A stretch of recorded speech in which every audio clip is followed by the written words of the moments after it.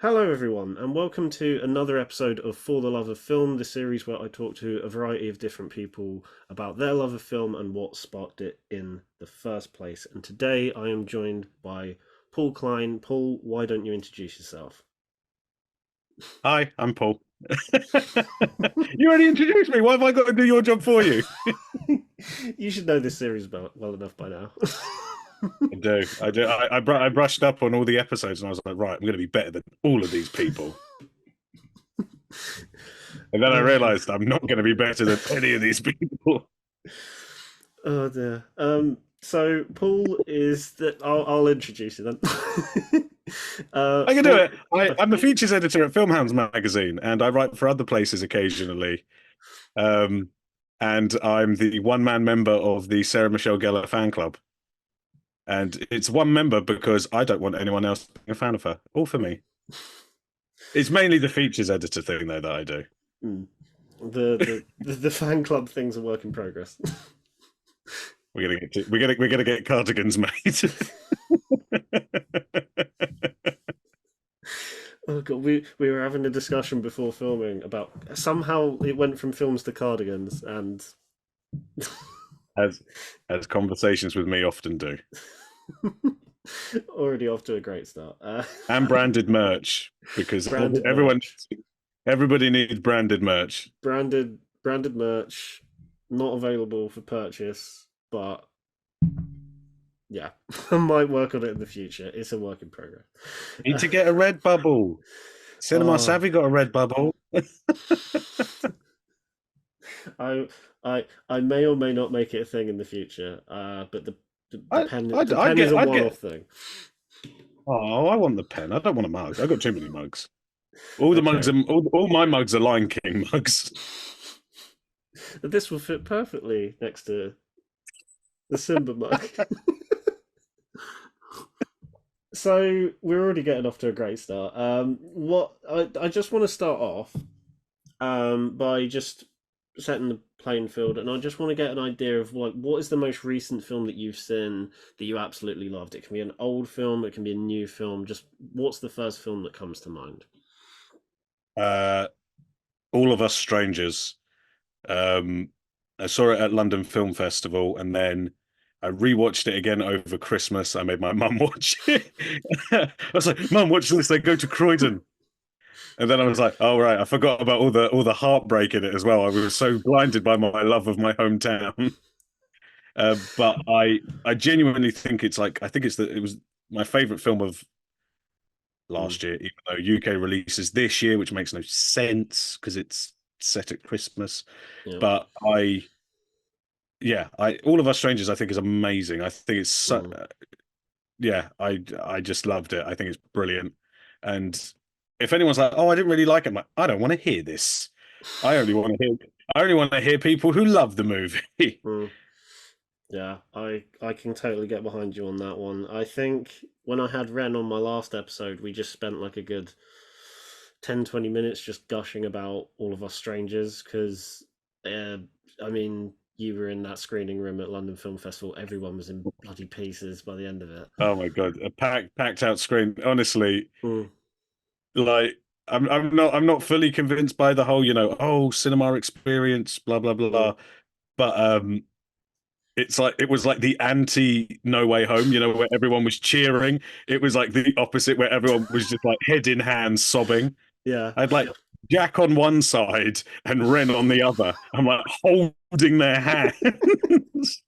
It's God. like these like two like buff, muscular, good looking lads are just like crying their eyes out. I mean, I cry at everything, so it's not me Mm. saying I cried at a film. It's like, yeah, all right. It's like saying I laughed at a comedy. Yeah, I remember on that Sunday I was like emotionally devastated by all of us strangers. Then I looked at my phone. I'm like, right, what's the next film? Oh, it's The Boy and the Heron. Oh, okay. Studio Ghibli's gonna rip my heart out again. It's gonna do Yeah, two films in one day, just ruining me. I'm sure I saw three films that day, and I can't remember what the third one was. I remembered not. I didn't really like Hmm. Boy and the Heron. I was like, should have just re-shown Princess Mononoke. I'd have enjoyed that more. Yeah, that is a banger of a film. I think a lot of people did fingernails that day as well, but I That kind was of it. That was skipped what I that. saw. Fingernails. Yeah, Yeah, fingernails. I saw. That was that was weird. That was a weird film. I've That was a still not weird seen it. film. I've still not The seen whole it. premise of fingernails is so it's like you can find out if you're like like meant to be together by having Mm. your fingernail ripped off, and then they put it in a machine and it like reads DNA or reads something, and it can see if you're compatible. Oh God. And my one big takeaway was like nobody in this world is worth me having my fingernail ripped off. Like that's how they torture people in Guantanamo Bay. Yeah, Like you're not using harsh tactics on me to find out if I love you. Just take my word for it. that I You're didn't just gonna have to realize. trust me. See, I didn't realize that was the main premise, and now you've just told me that I'm like even more not wanting to see it now because that just sounds rough as It's fuck. so but I'm like, no, I'm not having my fingernail ripped off. A strand of hair, mate. Well, be a bit difficult to get a strand of hair from my head, but you can take some of my beard hair. Take one of the grey ones. But like fingernails. I was like, no, no, no, no, no, no. Oh What? God. Yeah, I was just like, no, no, I'd rather be alone. I'd rather be alone. I only walked out of one film at London Film Festival, What's that? and the William Shatner documentary, You Can Call Me Bill, because like I love Star Trek. Mm, I do quite like William Shatner, but it's him talking about his life and his work. And I was like, okay, I'm kind of into this. He's mm. kind of funny and things, but then he goes on for about 10 minutes about what it means to boldly go. Oh God. He's like, what does it mean to boldly go, to go boldly, to go boldly where, to boldly go where? I was like, oh my God, I'm going to have to leave in a second. I was Oh like, I God. cannot, I cannot deal with this pretentious idiot. I I was was like, actually intrigued to see that, but again, I kind of skipped it at the there was some, festival. there was one bit where he's talking about his death scene in Star Trek Mm, Generations, yeah. and he says that he's not entirely happy with his performance because he doesn't like his last line's like "there it is" or something, and he said he didn't like how he said it because he said it like too Mm, dark. He was like, it's too dark. It should have been like, there it is. Like it's his next adventure. And I was like, okay, that's interesting mm. about the method of acting. But then when he was going on about horses and how he believes that, trees talk to each other and he believes planets talk to each other. And I was like, Okay. you can call me Bill. I'd rather call you pretentious. Like, So moving swiftly on from William Shatner.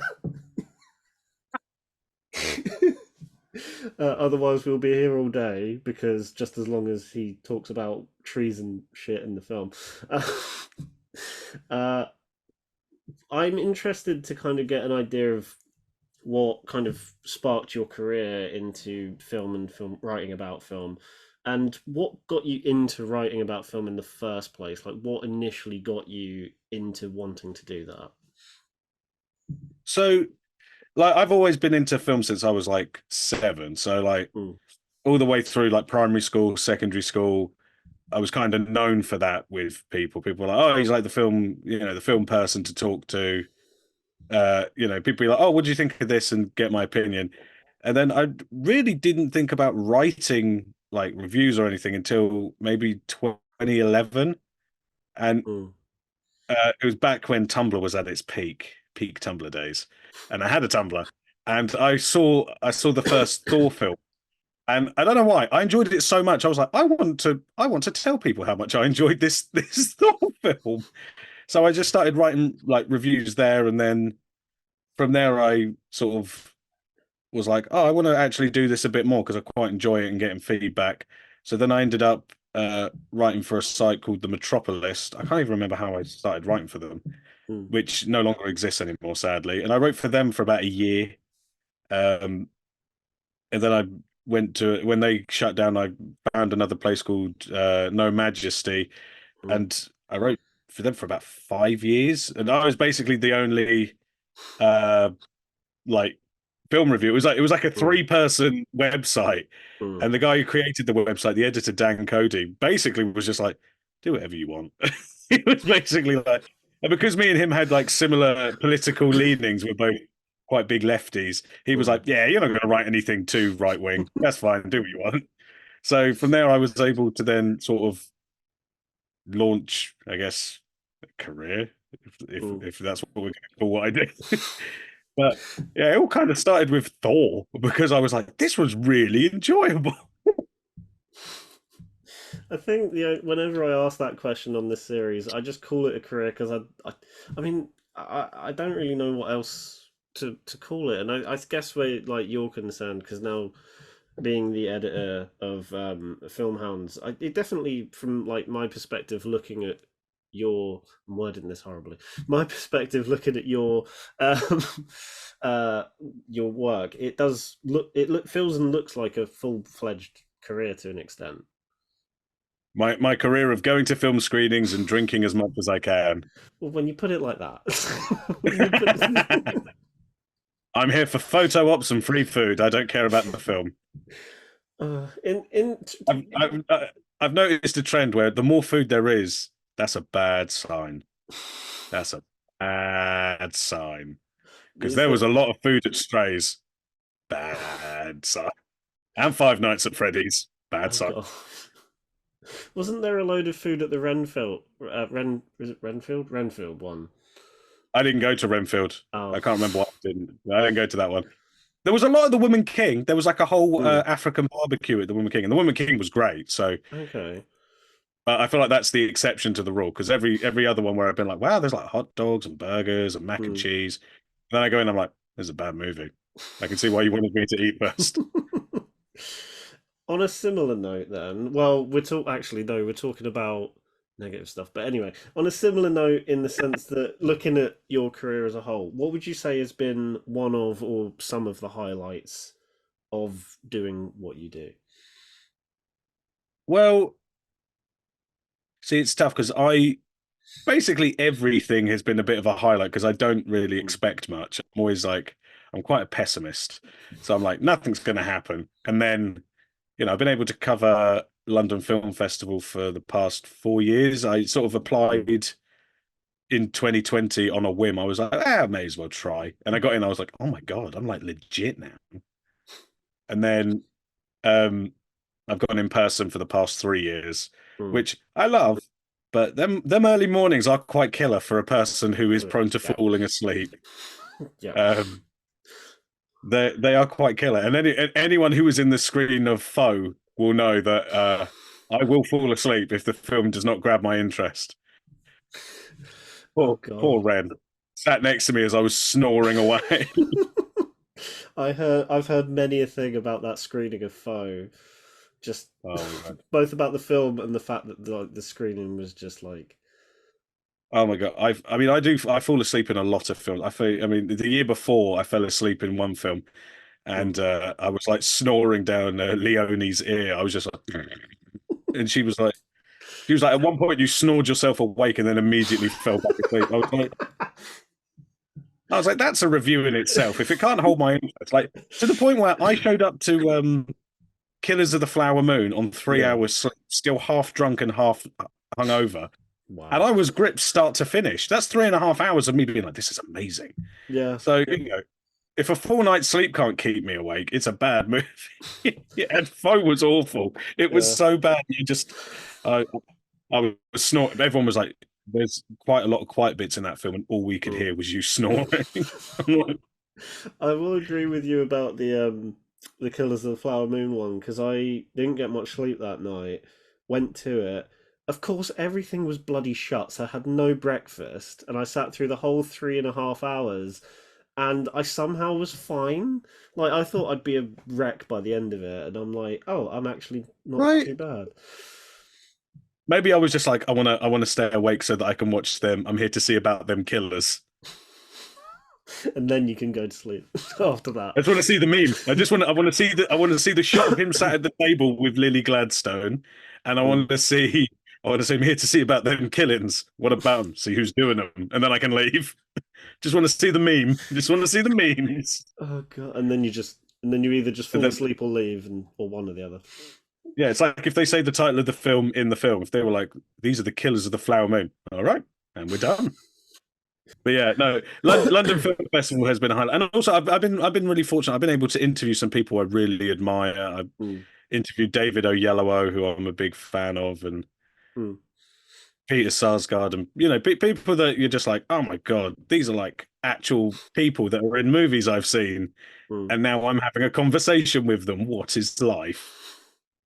And they're I actually being polite to me. I've not had a bad interview yet, and I mm, I feel like it's in the post because I because everybody talks about like when they do interviews, they're like, "Oh my God, mm, I had like the worst." And it's a bit like when you're a stand-up comedian, you have that one gig where you like die yeah. on your ass, Mm. and I'm like, "Oh my God, I'm gonna get." I've had interviews where it's like, oh, clearly, I'm asking questions that they've been asked before, but I have to ask it, Yeah. and so they're a bit like, "Yeah, it was good to work on the film, blah blah blah." Mm, But I've not had ones where they're like angry or rude or anything, and mm. I'm terrified for that day because I don't know what I'll do. But I thought it happened once when I was talking Mm, to Peter Sarsgaard, and he was like my first big interview, yeah. and it was for a film called The Lie, which was like an Amazon Okay. thing. It's all to do with like what you would do if your child like committed a horrible crime. What would you do to cover it up? Yeah. And I was like, oh, do you ever wonder what you would do if like one of your children did something awful? And he took a really long pause, looked right down the barrel of it was over Zoom. He looked Yeah. down the barrel of the camera Mm. and he went, I don't think I have to answer that question. I was like, oh. I think he saw the Okay. panic, which he went because I know my kids quite well. I was like, oh my God, Mm. thank God. Honestly, I think he saw like my like me shit myself. He was like, but he just took such a long pause. I was like, Oh I've god. blown my first proper interview with like a famous person. He was like, yeah, no, I know my kids quite well, so I don't think I'll ever have to answer, but maybe one day I will. And I was like, oh, thank God. He was just thinking about his answer. I But the panic I felt, honestly, I've never felt that panic before.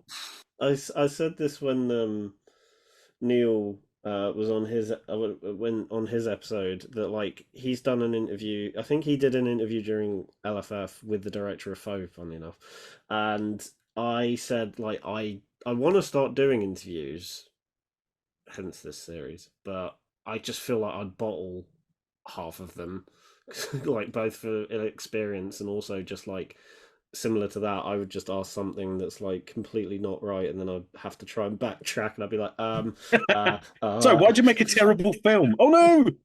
yeah, just like, why is your film a piece of shit? Oh, I mean, I'm quite lucky because obviously, like I started like aggressively pursuing building something during the lockdowns when mm, obviously people were like there weren't big films weren't out, but yeah, like smaller films were, and the filmmakers obviously wanted to talk about their films. mm, So at No Majesty, I was like interviewing people that made like indie horror films, mm, and obviously at that point you'd get like they could talk for like 20 minutes, half an hour because they had yeah, nothing else to do at the time, and it was all over Zoom, so it was a lot less. yeah, You weren't in a room with like I've only done I think three in-person interviews. mm, Like I've been doing this for like 4 years, like interviewing people. Nearly all the interviews I've done have been over Zoom, which is kind of a bit more relaxing because yeah. you're not physically in a room, so they can't get up and hit you if they're offended. Luckily, no one's been offended yet, but like that I'm aware of. Um, but like, I think it's kind of easy if you're talking to people who are like indie directors that make Mm, like tiny, like not that any film's not important, but like yeah, you're not talking to Tom Cruise, mm, then I think it kind of builds your confidence. You're like, okay, well that went well, that mm, went well. Right now I can talk to Evangeline Lilly, who mm. Evangeline Lilly was a great interview because she sang to me for no reason. Okay. Her inter her interview was so funny. She was really funny because in the interview she started singing for Mm. some reason. I can't remember what the conversation was.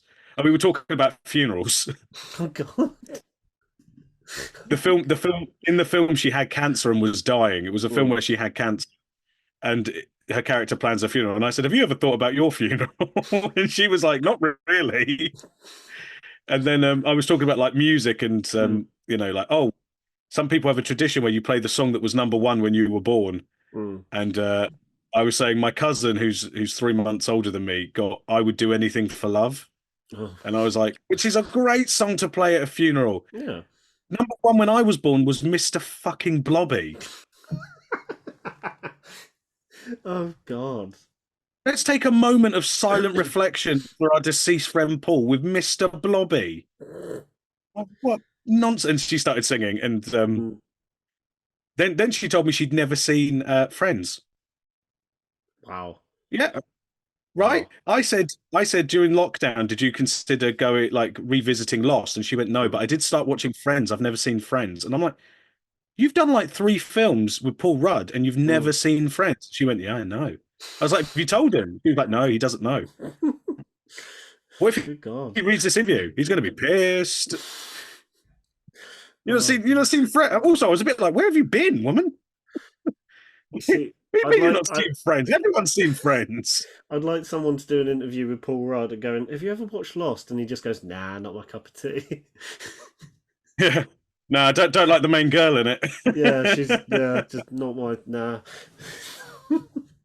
So I want to just switch from talking about your career, if we're putting it in inverted commas now, um, to just your taste in film and how you developed your love for film in the first place. And I'm intrigued to know, and I love asking this question because I always get something different from everyone. What was the first film, if you can remember, that you just remember watching and it just that was the spark that just ignited your love for cinema in the first place? Oh, that is a very easy answer. Jurassic Park. Mm. I remember watching it as a kid, and I think at first I wanted to study dinosaurs, and then when I found out that they extinct, I was like, well, that's done then, isn't it? But you can dig up bones. It's like, I don't want to dig up bones. It's boring. And then I was like, what I realized was, what I really like is storytelling Mm. and the visual medium of film. And yeah, Jurassic Park. I mean, I've got loads of Jurassic Park crap around my house. I would rank it as one of my favorite films. My favorite film is The Lion King, but Mm. Jurassic Park is up there as one I Mm. absolutely um for my 30th birthday, my wife and my mum and my sister surprised me by having all my like friends and family show up, and Mm. we watched Jurassic Park in the cinema. Mm. Um which was great, but now I don't trust anyone in my family. Like, you're all a bunch of liars. You told me we were going to a work do. Thought it was weird that you made me shave. How'd you manage to fly my dad over into the country without me knowing? You liars, you're all sociopaths. Oh. But I had like my whole family and stuff watching Jurassic Mm. Park, and I just remember because I had like the VHS box set of like The Lost World and Jurassic Park. Yeah. And at the end of the film, my dad turned to me and was like, "I let you watch that when you were a child?" Oh my He was god. like, and he was like, properly like, "I am such a bad parent. That is horrific." I had my like 4-year-old niece was sat behind me, and you know the Mm. bit with the lawyers on the toilet and the T-Rex Yeah. eats, and she just burst into laughter and just turned to her mum and went, "I love this." I was like, "Yeah, you do. See, Yeah. now you get it." Start But start like, start them while they're young when it comes to that sort of exactly, thing. like I have I don't know if you can see it. I have a Mr. DNA tattoo. I It's because can it's just from. about see it, yeah. Oh yeah, yeah. I have a Mr. DNA tattoo. I like So yeah, Jurassic Park was like the first one where I was like, oh my God. And the thing is, it still holds up. Like, it's Oh still yeah. good. Mm. Anytime they like re-release it in the cinema, I'm like, well, I know what I'm doing today. Yeah. Jurassic Park is one of those rare films. Like I I do like Jurassic World, but Jurassic Park, it's it's as old as it is. It still holds up. There's nothing wrong with it. It I'm butchering my words here, but it's just it's a masterpiece for a reason. Like it is still so good. The Jurassic World, I don't know. I mean, I'm not so crazy, but the first Jurassic World's all right. Yeah, it's I fun. I don't hate it. The second one I thought was a bit lame, and then the Mm. third Jurassic World, I was like, why am I watching so much crap about locusts? Why are there so much locust shite in this film? The third one I hate it. I liked Mm. DeWanda Wise, the pilot character, Right. uh, the black woman Mm. who flies the helicopter. I thought she was good. I thought she was Mm. a really good character and a good performance. But Mm. everything else, I was like, I'm so sick of all this cloning crap.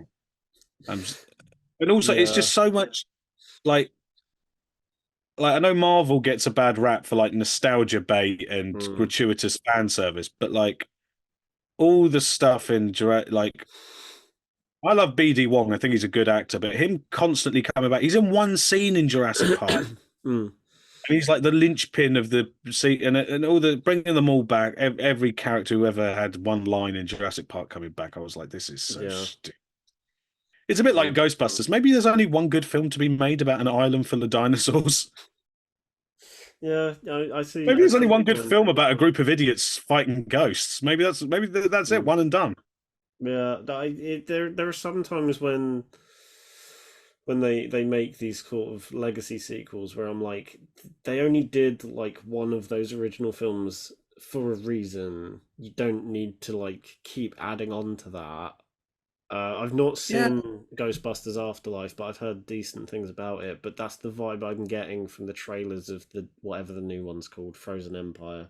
On a so I like asking this question straight after the the optimistic one of what sparked your love for film. What's one of the worst films you've ever seen? see, this is a tough one, right? Because I've seen films that are not well made, Yeah. that are just like poorly put together, badly edited, and Mm. those are bad films. Mm. And I've seen films that I don't like but are Yeah. well made. But I always think like the worst film should be a film that should be good. Mm. Because like what was it, Winnie the Pooh, Blood and Honey? Like that's a cheap piece of crap Yeah. that's been made specifically because an IP exists that can be exploited for copyright reasons, right? Yeah. That's never going to be good. No. That's not the worst thing I've ever seen. The worst film I've ever seen is That's My Boy with Adam Sandler, Oh. Yeah. right? Because because Adam Sandler is a good actor. Mm. Like Yeah. Punch Drunk Love, Uncut, even his comedies. Like I think Mr. Deeds is really funny. I Mm. really like 50 First Dates. I think Click is really great. Mm. Andy Samberg is brilliant. I love him. I think Mm. he's so funny. I think Milo Ventimiglia is really good because I like the Rocky films, and I used to be a big fan of Heroes Oh, back I in the love. day. I'm there with you on that one. I used to love Heroes so I used much. I was hardcore into Heroes. I used to Mm. love that stuff. Uh, like Leighton Meester, think she's a very good actress. Uh, I like James Caan, great. Susan Sarandon, I love. I think Mm. she's a fantastic actress. Still so good looking. Like 80 years old, Mm. right? So there's a good cast, but the whole film is about rape. It's Oh, a what? comedy. So the plot, basically, it's the gross out version of May December, Oh right? God, So God. so Susan Sarandon's character, who in flashback is played by her daughter, and her daughter looks exactly like her. I know Mm. kids look like their parents, but she looks exactly like Susan Sarandon. It's really weird. Yeah. So she's a teacher, and she sleeps with Adam Sandler as a young man, Mm. like as a high school student, and she goes to prison for statutory rape, Mm. and is pregnant. She gives birth in prison, and Mm. so this 13-year-old idiot kid has to raise this boy, Mm. and he gets so much money from suing like the school and stuff that he doesn't ever have to work. Mm. And then you fast forward, and it's Andy Samberg's Leighton Meester, who's like a rich socialite family, Yeah. and as the wedding's coming up, he's like changed his name. His name is Han Solo, but he's changed his name to like Greg or something. Mm. And it's coming up to the wedding, and Adam Sandler shows up to be like, "You Mm. don't want to get married. It's a bad idea. She's a bitch." All that stuff. Yeah. And then it turns so this whole comedy's about a kid that got raped as a kid. Jesus And Christ. then and then to make it worse, plot twist, right? Spoilers for That's My Boy. Mm. Leighton Meester and Milo Ventimiglia are siblings. They're having an incestuous affair. Oh, for God's sake. It is one of the worst films I've ever seen, right? And then there's this whole thing about like they then have to plead with Susan Sarandon in prison to try and convince Mm. Andy Samberg and all this stuff. And I'm like, but like Adam Sandler, you've worked with Paul Thomas Anderson. Yeah. Like you're a good actor. Andy Samberg, you seem like a decent enough guy. Mm. And Susan Sarandon, you're like a humanitarian. Why did you read a script that literally opens with a child being molested and raped and went, yeah, I'll do this? It's baffling. It's so baffling. But like, Uh, there's nothing in it that is any good. And that's why no. it's like the worst film ever. Because like I've seen The Room, but Mm. The Room is funny. The Yeah. Room is hilariously incompetent. But it's Yeah. like I'm kind of glad it exists because it's so funny. Hmm. But this was just dreadful. I mean, I've not. I'm kind of glad I've not seen it now that you've now that you've explained that. But I mean, that's half the reason why I love asking that question because I've had two different people say movie 43 for understandable reasons. I've I've never seen movie 43. neither have Kermode I. Kermode scared me off. Kermode's rant, I was like, I'm not watching that crap. You're the first person to say an Adam Sandler film, which I'm surprised hasn't happened earlier because I know there's quite a few of his comedies like Jack and Jill. There's another one that's like Those ones are just not funny. The problem with those yeah. ones is they're just not good, but they're like not, but they're just like not funny. Mm, Like a lot of those ones, like I mean, I don't really like Little Nicky, but like mm, that's like just I don't find it funny. I yeah. don't find the Netflix comedies funny, but Mm, That's My Boy is actively like offensive without mm. any particular reason. It's just gross. It just makes you feel dirty afterwards. You're like, I gotta go take a shower. Like, and then watching May December, I was like, is this like the prestige version of That's My Boy? So similar to the last question, and I've asked this question with a couple people, and I'm intrigued to just hear what answers come out from different people because some people have different preferences to others, and it's quite interesting. And that is there a film that you like that most people don't? Well, I see. I pride myself on having terrible taste in films. Like I think I like films that nobody likes. But what I find is that time is really kind to films. Like Mm, I've seen a lot of reevaluation of like Ang Lee's Hulk and yeah. uh, Batman and Robin, and like I get people enjoying stuff. I'm not going to begrudge people enjoying Mm, movies that aren't very good.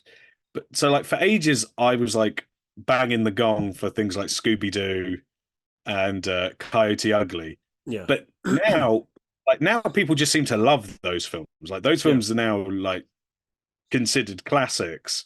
Mm, So for me, the one that I still say I like and get weird looks is probably Wonder Woman 1984. mm, I really like it's problematic. There's stuff in it that I don't think works, yeah. but I think that the issue is that the first Wonder Woman was like taking inspiration from the original Superman film. Mm, And I think that 84 was taking inspiration from things like Superman 3, which are mm, really goofy and silly, and they've got all this stuff in it that doesn't really work. And I think mm. that's what Patty Jenkins was going for, was that kind of film. Yeah. But I get I think the problem is that she wanted to use the tropes of the 80s movies, like the body Mm, swap and like things like that. But yeah. she kind of didn't think they've not aged well. Because like I Mm, like Big, but that does mm, again, it basically involves a grown woman molesting a child. Like, all right, yeah. he looks like a man. He's a kid. It's weird. It's a weird Mm, movie. And so Wonder Woman does kind of assaults a man's will because he looks like mm, uh Chris Pine. And all the stuff with the Sheik character who's like the mm, Egyptian oil baron, yeah. it doesn't entirely work. I No. can accept that, but every time I watch it, I'm just like I love this film. I don't know what it is. I think it's because I like I like being moved emotionally by films. So Mm. for me, it's or possibly Prometheus, because I think Prometheus is one of the Yes. best blockbusters of the past like Mm. 15 years. And that's not a reevaluation. I said it at the Mm. time. I remember Yeah. having a conversation with one of my friends where I said it's as good as Aliens, Mm. and everyone was like, "You are insane," and I'm like, "You're not. It's great. It's so good." And I still revisit it over and Mm. over again. I'm like, it's still great. It's still so good. Mm. Yeah. I can. To be honest, like I'm. When it comes to Wonder Woman 1984, I wasn't a massive fan of it, but now that you've put that in my head about like the whole thing of it trying to be more of an homage to like the Superman 3 and all that, I might try and give it a rewatch now with that mindset in Yeah, mind because that might improve it. And I'm so glad you said Prometheus I because love Prometheus. I think it's it's so so good. good. Yeah, like some of the ones you listed as well, like Scooby Doo 1 and 2, like and Prometheus for me, like those are films I've loved since I first watched them. They've never changed for me.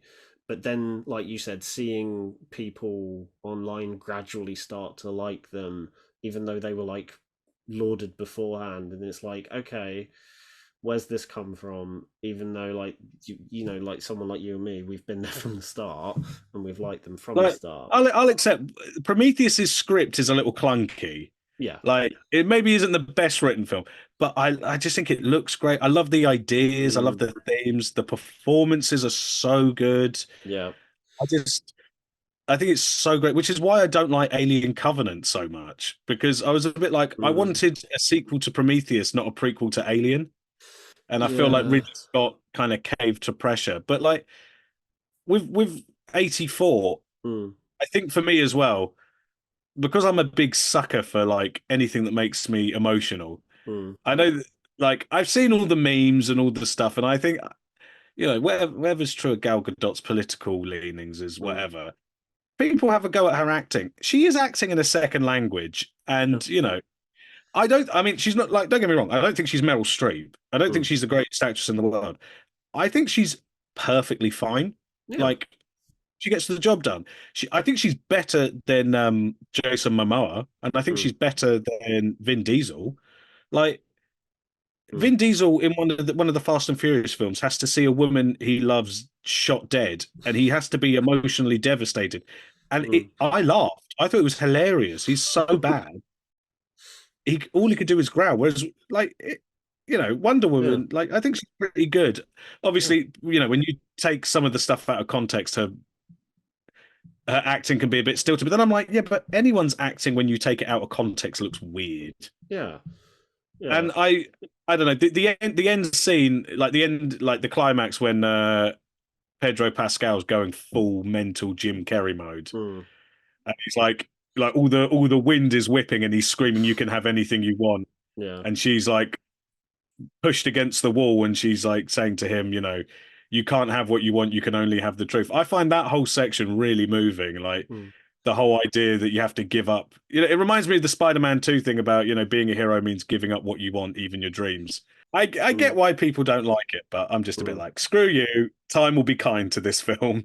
Yeah. It'll be kinder to this than it will to The Flash. Oh yeah. Oh, with I the bloody I sat I still can't believe I saw the Flash in the cinema, and nothing DC have put out in recent years is probably as bad as the Flash because like fundamentally that is just a flawed film. I was Oh, uh, I was sat in the IMAX watching it, and Neil Vag was sat next to me, and I could just see him glancing over at me every so often, seeing me get more and more wound up.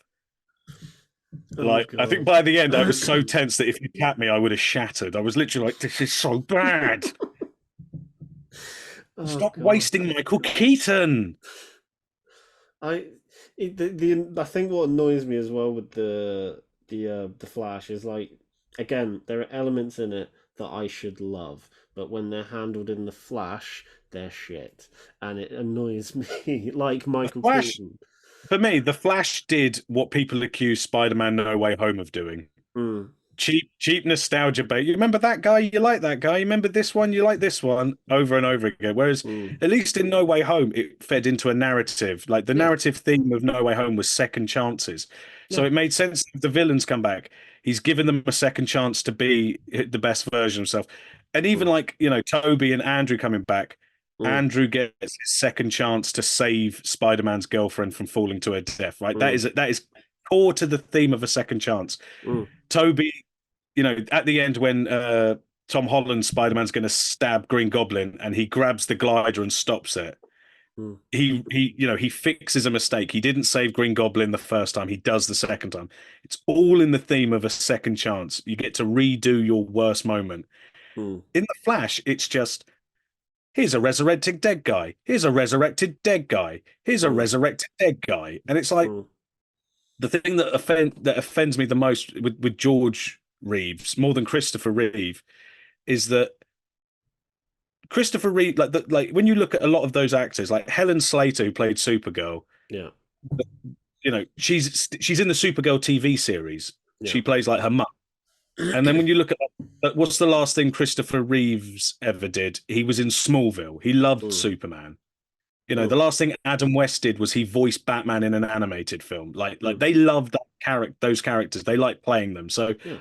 they would probably agree to a cameo, I reckon, probably. Mm.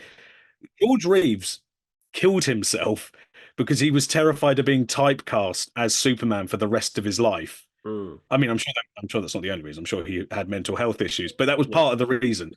So for 60, 70 years on, for him to be wheeled out like that is like, that feels disrespectful. And I think what annoys me the most about the Flash, we will move on from the Flash in a bit. we will move on. I said this in a previous episode with Sawyer in, where funnily enough, it just ended up becoming a Flash slagging off session, and I think what annoys me the most about the effects is that like they had every opportunity to fix them. They had every opportunity to try and like not cover their asses, so to speak. But Andy Machete then didn't help the fact in interviews by saying, "Oh, it's meant to look like that. Oh, it's deliberately meant to be bad in like a specific way." And then you watch the film and you're like, "No, they're just bad. Like you can't But also, it defend doesn't that." make any like him going, oh, the multiverse is meant to look like that because it's all warping in on itself. You're like, all right, I'll give you that. Why do Yeah, the babies in the opening sequence look so awful? exactly. Exactly. Like there's a bit where Barry's running through the he's running really fast and he like warps. That makes sense. The baby bit at the start, that's just it's just shit Makes no CGI. sense. The whole end battle on like a nondescript battlefield where they're running really fast. Also, I get that he inherited that casting and that like Hmm. this is the problem with the shared universe is that if a director before you makes a decision, Hmm. you're then kind of stuck with it. Yeah. And Yeah. I get that Andy didn't decide on the dumb running Hmm. pose of the Flash. That Yeah. was a Zack Snyder choice. Yeah. But like I don't get that running is so stupid. If I know that they do a reference to it later on when he's lost his powers and he runs like that and he looks like an idiot. And it's like, yeah. yeah, but all you're doing is pointing out that you look ridiculous. Nobody Yeah. runs like if anything, you should run like Tom Cruise. Hmm. That's how you run. Yeah. That's like a focus. I'm running really fast. I'm running really fast. Not like If I ran like Ezra Miller, it would probably be because I've had a mess in my trousers and I need to fix it. That's probably why I'm running like that. he's running like half of his body's gone to sleep. Yeah.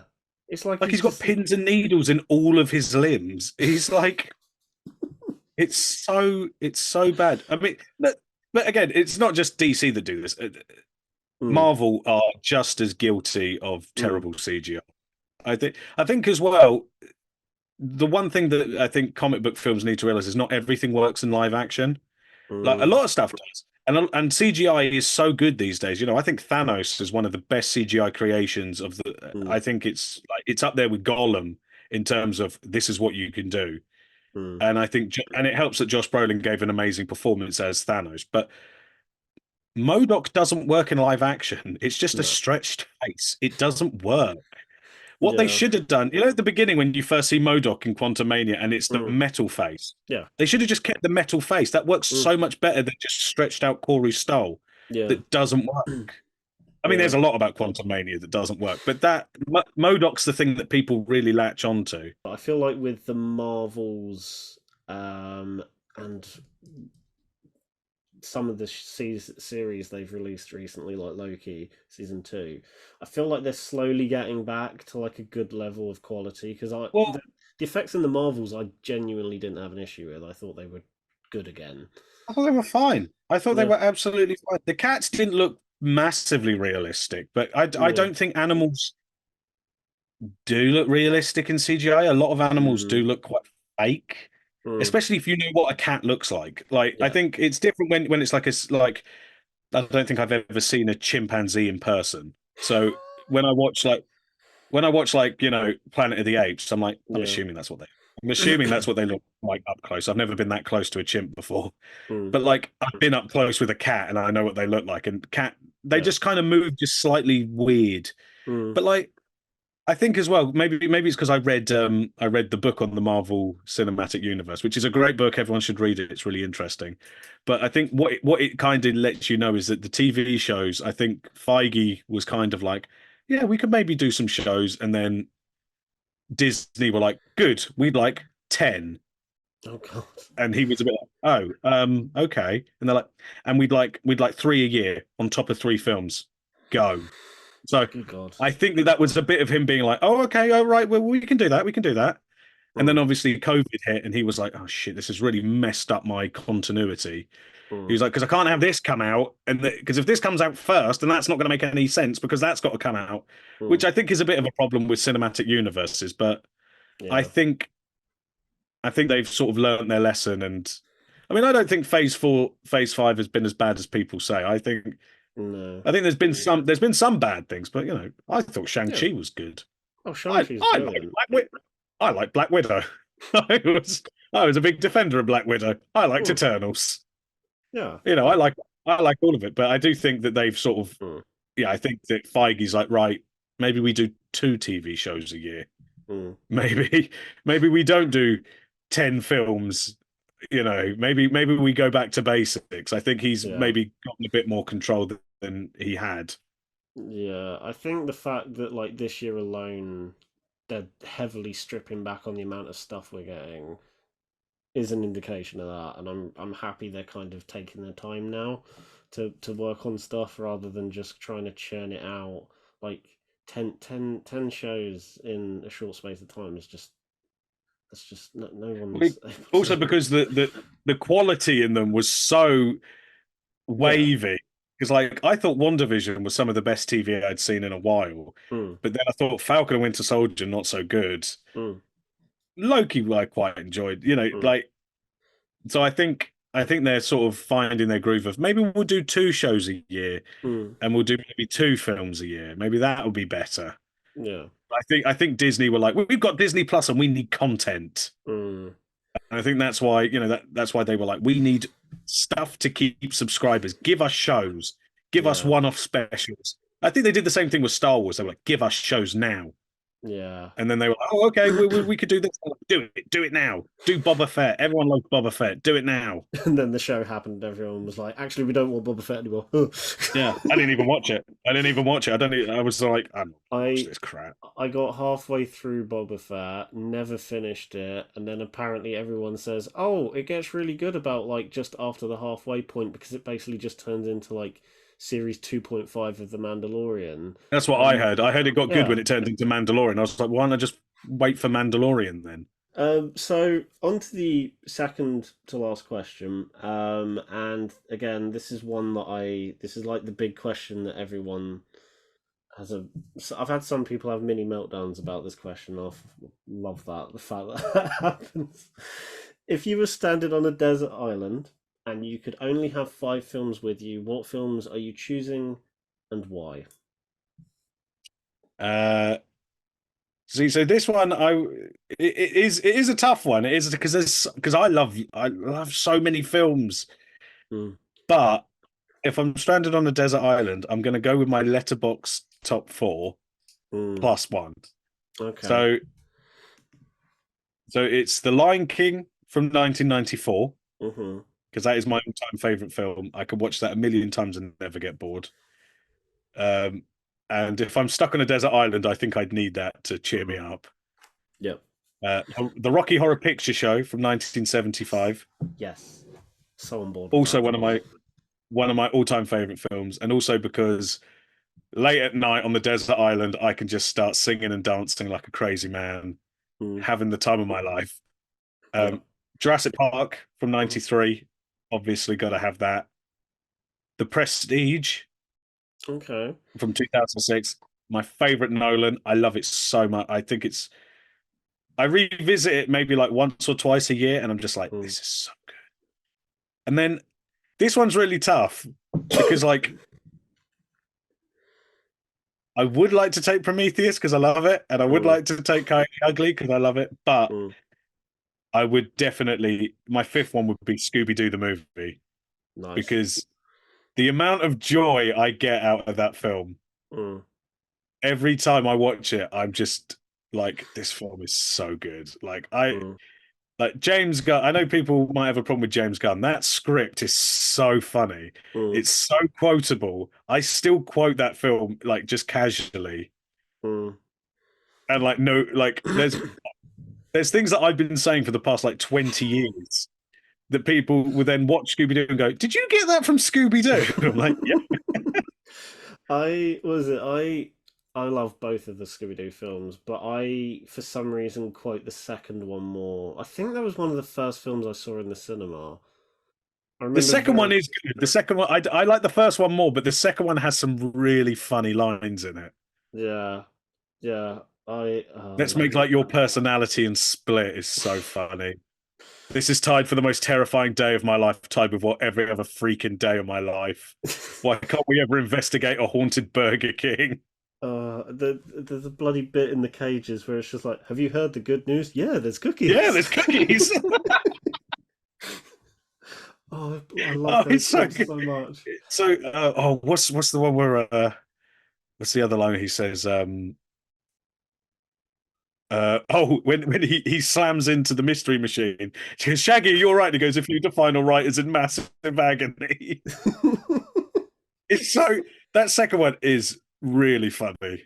Um, the first one, the first one of the lines that I quote to people is they're like, what is it? Purple is a fall color. It's the middle of May.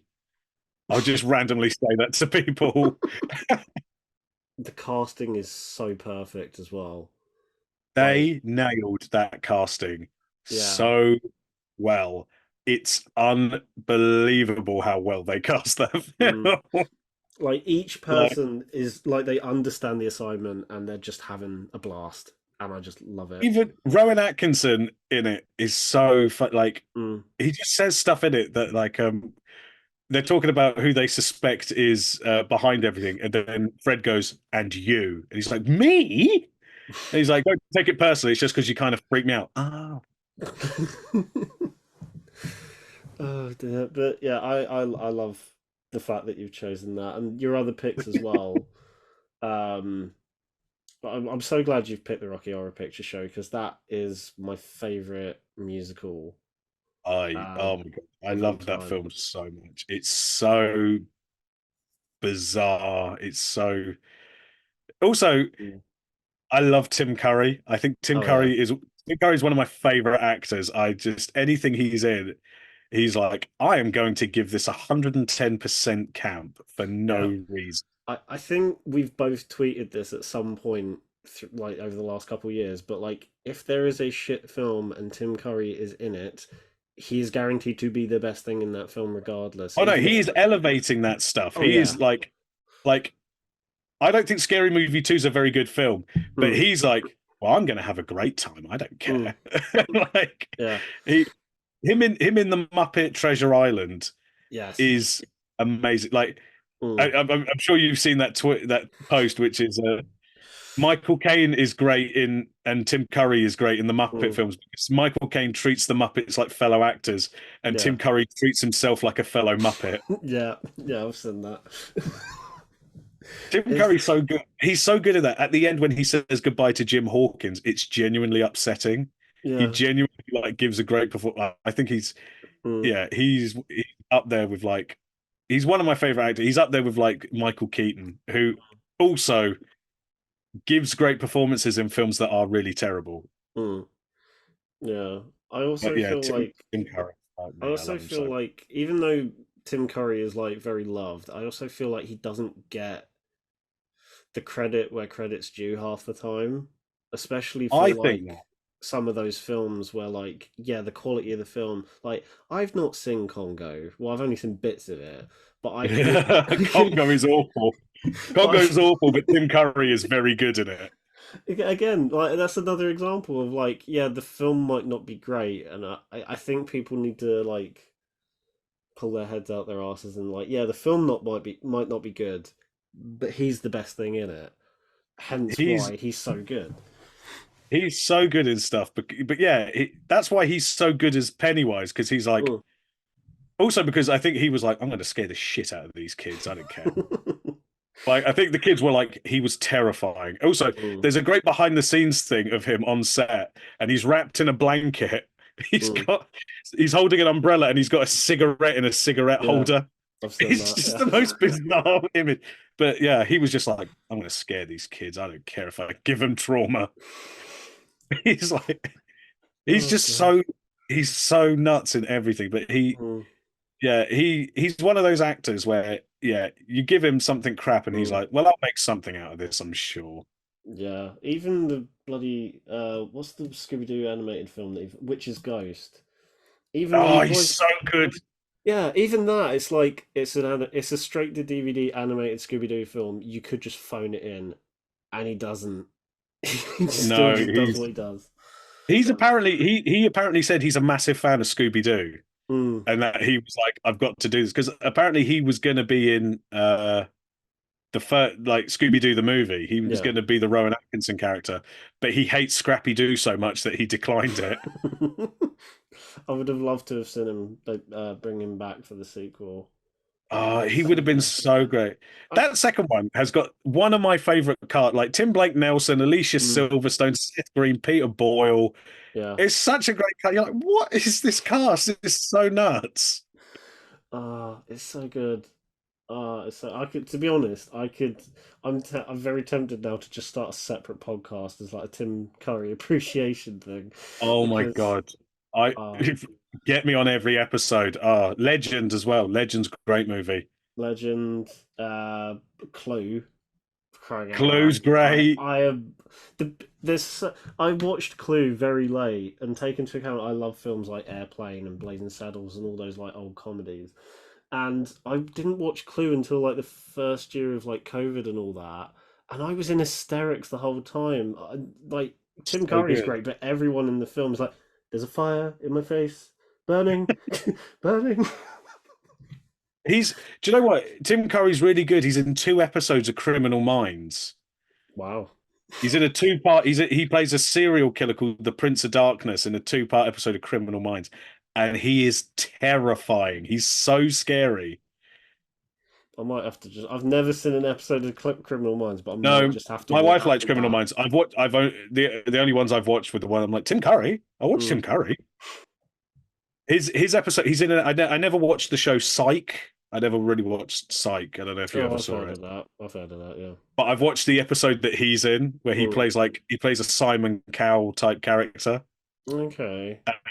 He's like he's got death threats, but he's so, there's one bit where he opens a door and there's a police officer. He's like, "I'm here to watch you." He goes, "Oh, bugger off, you giant silly giraffe."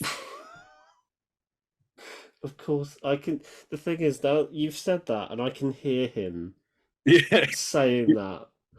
he's in a car that's like blue, and he's like, "I feel like I'm trapped in a giant blueberry. It makes me want to weep, then die."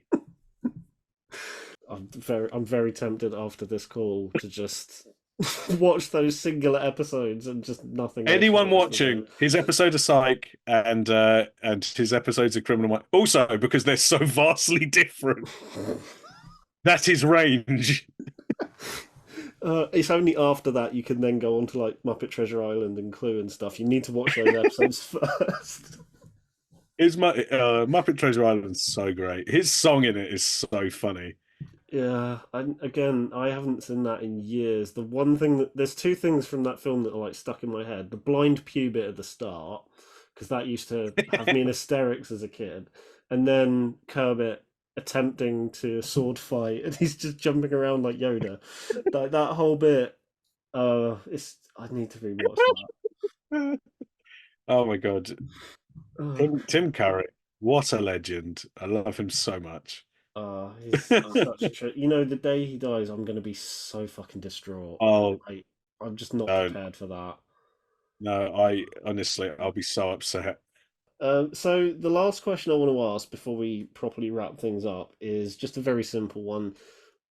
What films are coming out in the near future, through like in the next couple months, that you're specifically looking forward to? Ooh.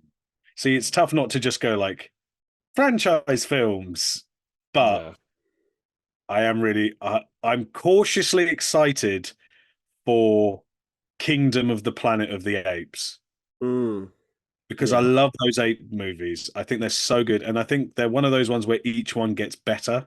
Yeah. Totally agree. Yep. And then I'm like, how many good fourth entries into a franchise are there? Mm, yeah, that Which is true. also, which also kind of is the other thing I'm excited for is Furiosa. But Mm, again, I'm like Mad Max Fury because I don't really rate the Mad Max films. I like Mad Max mm, 2's all right. mm, First one I don't really like. Third one I didn't really like. Second one's all right. mm, But Fury Road, I was like, this is amazing. This is yeah. so good. Now I'm like, oh, Mm, this could go either way. This could either be amazing mm. or it could be really bad. And I'm really scared. Yeah. Also, I'm glad you said that about the early Mad Max films because I've watched them and I'm like, they're fine. They're not They are particularly. Yeah. they're like the second one is the best of the those three, but Yeah. like Fury Road, I was like, oh my God, this is so nuts. And then when it like was like getting all the Oscar nominations, I was like, Mm. this is like also I was a bit like, Charlize Theron should be nominated here, guys. She was so Mm. good as Furiosa, which makes Yeah. me nervous for Anya Taylor-Joy, but she's a good actress, so I've got faith. But I'm just like, I just want to see Yeah. if those like, and then like like Deadpool 3, I'm interested Mm. in because I like Deadpools. Mm. Um, but really, those two, I do Love Lies Bleeding as well. Actually, Mm. I cannot wait. As as someone who's religiously watching Gladiators on BBC One, uh, I cannot wait. I saw that trailer. I was like, this will be my entire personality this year. I see. This is to this year what All of Us Strangers was last year. I cannot wait. I keep seeing trailers for Love Lies Bleeding, and it intrigues me the more I know, like, see about it. But I totally agree with you about Furiosa and Kingdom. I almost said Kingdom of the Crystal Skull for a minute. Kingdom of the Crystal Skull of the Planet of the Apes of the movies of the franchise. Oh, and Mad Max is there too. But like, because it's like a year where there's not a lot of superhero films. Like, I mean, Madam Web's coming Mm, out soon, and then yeah. you got Crave and Deadpool, and then that's like it. So I'm a bit like, Yeah. I want to see Abigail, the vampire film Mm, with the little girl Matilda, yeah. because my 5-year-old loves Matilda. He's Mm, obsessed with Matilda. And mm, then I'm like, oh, she's quite a cute little actress. She's quite good mm. in this Matilda. And then I see her as a vampire. I'm like, what? What happened? But Oh, God. I'm okay if we get like a crazy vampire film once, like one crazy vampire film a year. I love vampires. Mm, I I liked, like 2 years ago, The Invitation. Did you see I've that not with seen that. Natalie Emmanuel? It's okay. I Mm, quite enjoyed it. I was like, this is kind of dumb. And mm, then Last Voyage of the Demeter, I was like, oh, this is so good. that I was so into that film. I really wanted to see that. Did it ever get a UK release? Because I remember like waiting for the announcement of one and then just No, they like radio pulled silence. it for. No, when the press release came out that it wasn't getting that they were pulling it from release, I got a message from Gavin, and he was like, "I'm sorry for your loss," because he knew how excited I was. I was like, "I can't wait for this film. This looks Mm. so good." And then yeah, the press release came out, and he was like, "So sorry, Paul." I was like, "No." I remember seeing the trailer and then seeing some reviews, and I was like, that actually looks really bloody good. And it feels like we're getting a couple of vampire films a year now. Like last year we had that and Renfield. This year we've got the what was it called again? Abigail, Annabelle, Abigail, yeah, Annagale. she can fight Mithrigan in a cinematic universe of weird little children things fighting. uh, Mithrigan was so good. I can't wait for the second one. I was one of the few people that just thought it was fine. Like I Oh, liked it, but I thought it was I just. liked how camp it was. Mm. The least believable thing in it was when Alison Williams comes home and they go, "You have three new Tinder notifications." I'm like, "Have you seen what she looks like? Three, three." I'm like, in no universe is she only getting three Tinder notifications of a day. No. I'm like, she's getting 50, and I'm saying 48 of them are dick pics. Oh god. I this is the problem with Megan is like it didn't really get going for me until like the point where I she don't think it pushed. realized how silly it was until like the third act, and then I was like, Yeah. "You should have been sillier sooner." Yeah, like everything from like the boy in the woods to like the end, I was like, okay, this is what I was expecting it to be, And and it's she's still. running on all fours. Yeah. I was like, what is this? Yeah. This is so stupid. I love Like it. the first half I feel like takes a while to get going, and then it go commits, and I'm like, okay, I wanted more of that, and if the sequel does more of that, I will be on board. Yeah, But I reckon they figured out what they're going to do. Like, also, I mm, think the little girl in it, mm, who was in Haunting a Hill House. I think yeah, she's such a great little actress that I was like, oh, I quite want to see you in more stuff. You're mm, very good at playing. Oh no, there's a scary thing happening and I don't understand. Because she's also really good at the beginning of Doctor Sleep, where I'm like, mm. this poor girl's having the worst time of her life in these films. She's in a Oh god. haunted house. Now she's getting eaten by soul-sucking vampires. Now she's part of the Red Room in the Marvel film. Now her robot toy's trying to kill her aunt. Like, what? Put her in a comedy. Yeah, This I poor was girl. literally just about to say that. Like, cast her in a comedy for crying out loud, please, for her sanity, for crying out loud. It was like when Elliot Page was first starting in the industry, and Mm, everything he did was like really intense dramas, and it was like, God Almighty, put this person in a comedy. yeah. And then they were like, I'm doing a comedy about a pregnant teenager. It's like, I just don't think you enjoy fun. Going back to what you said though is your choices. I completely forgot about I've already forgotten the name again. Abigail. Yeah. Uh, Little vampire girl, little vampire Little ballerina. vampire. You see, if you just say that, I think of Mona the vampire from when I was a kid. When's that getting a reboot? Come on, guys. Yeah, if studios, if you're looking for someone to make the live action adaptation of Mona the Vampire, I may or may not have a script for you. Oh I feel dear. the same way about Powerpuff Girls. I got a script ready. Don't worry, guys, and it's quite amazing. We Warner Brothers, Sony, someone get in contact with us. We've got scripts. We got scripts. I got Scooby Doo 3. I've got Powerpuff Girls movie. Scooby Doo 3 needs to happen ASAP. Whether it's with the original cast or not, it just needs to happen. I'm not accepting those like straight to DVD ones they did that were. No, No. Scooby Doo 3 is going to happen. I don't care if I have to blackmail Freddie Prince Jr. into doing it. He does voice acting now, doesn't he? He's like voicing one of the Star Wars shows. Yeah, he voices a character in. I want to say Rebels, but I am not. I don't watch the cartoons. I used to watch Clone Wars a lot, and then I just kind of stopped. So No, I'm not the a best. friend of mine has been trying to convince me to dive into the Mm. cartoons, and I'm like, no, not diving into cartoons. I've already sunk enough time into the Star Wars franchise. I'm not gonna waste more time. There's like Clone Wars, Rebels, Bad Batch, Visions. There's like and then there's 25 others. seasons of television to watch, and I don't care. I will say I have seen some episodes of Visions, and they're very good because you don't need to worry about like any continuity with them. You can just I have heard that. I will get to them eventually. I mean, I've yeah. not even watched What If, like, and I like Marvel. Mm. I'm not a big, I'm not a big animation fan, like Mm. TV shows. I don't watch a lot of animated shows unless it's like stuff I've already seen. So Mm. like rewatching Rescue Rangers, Love that.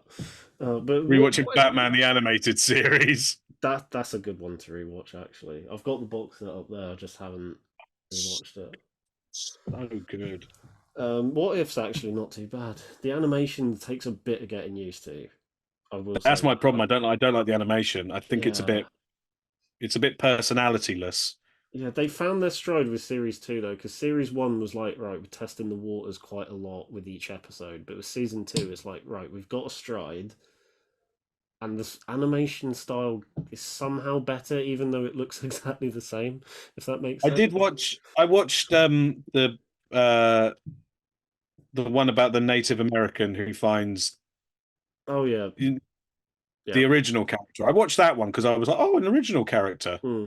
I should probably watch this because she's definitely going to show up in live action at some point. Yeah, I think oh God, I remember reading something that was like she's not going to show up until like 2025, but at the rate that Marvel are going with their stuff, I'm like, yeah, she's probably not going to show up for quite a while.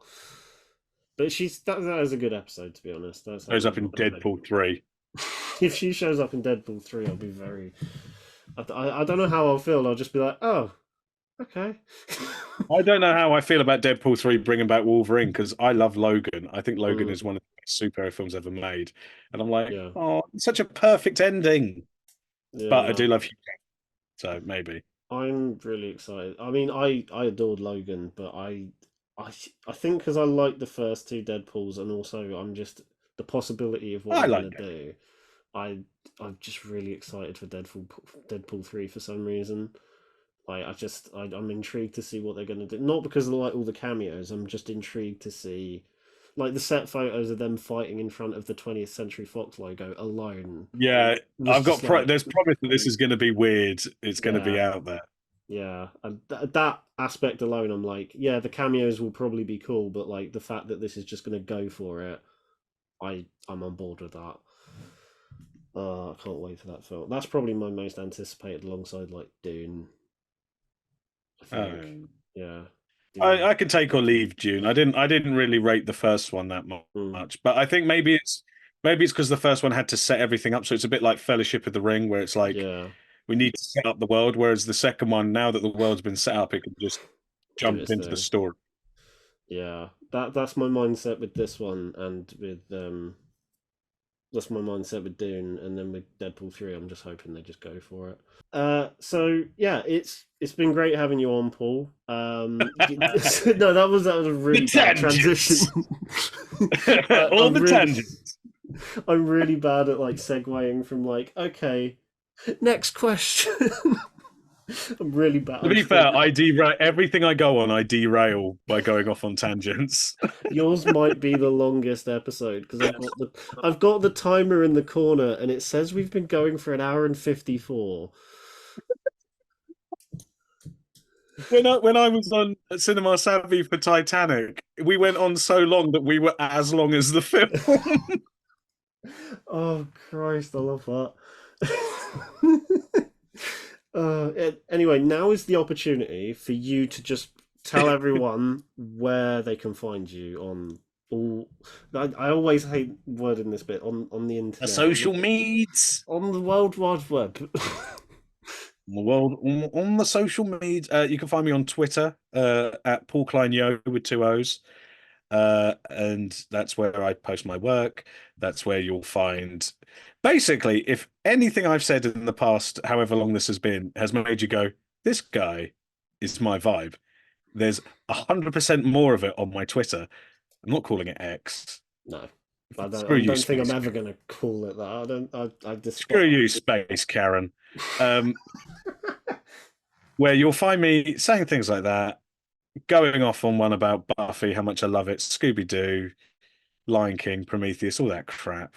From there, you can find my link tree, which will send you to my Letterboxd. I don't do proper reviews on Letterboxd. Don't at me if you don't like.